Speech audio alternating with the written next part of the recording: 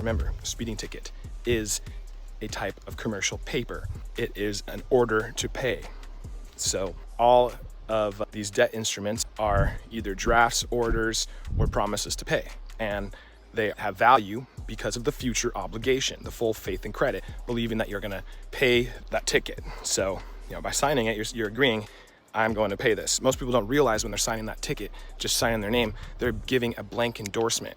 And a blank endorsement, like if I just wrote a check and it was blank, anybody could cash it, right?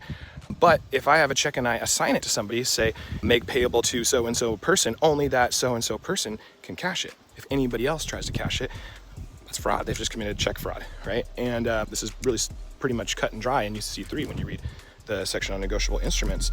But it's pretty simple. By endorsing it, you're directing how that instrument needs to be processed.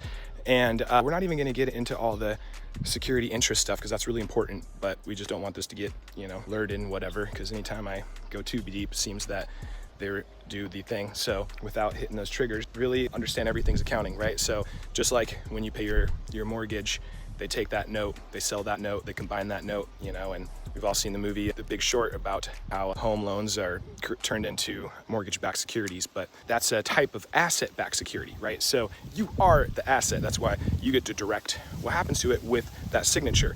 And most people don't realize if you go and you look on your car note or mortgage or anything, whenever you signed over it, they've stamped over it with their stamp that says accepted and payable to, their so-and-so, whatever, clearinghouse or whoever it's going to. Getting back to the point here, remember that ticket is a type of commercial paper. It's a negotiable instrument. You're agreeing to sign it with a blank endorsement.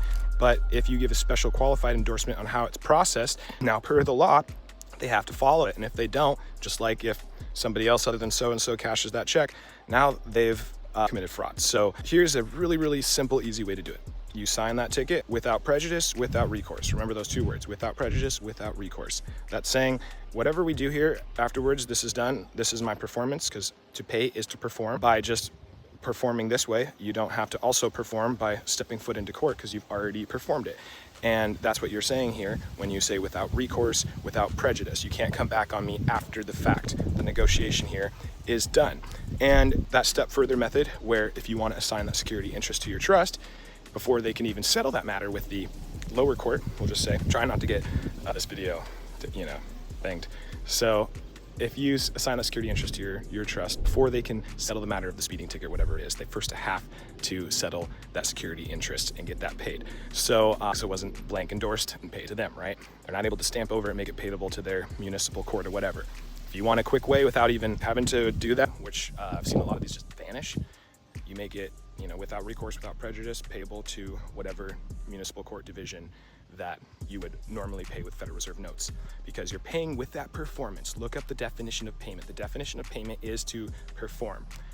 A Federal Reserve note is just a type of promissory note, right? It's a type of commercial paper. So understand what commercial paper is, understand what negotiable instruments are, and learn the different forms of these commercial paper, because it may make your life a lot easier when you don't have to stress out all the time about these Federal Reserve notes and having to do all the stuff that you don't really want to do, but you don't realize you're agreeing to it. The system is voluntary.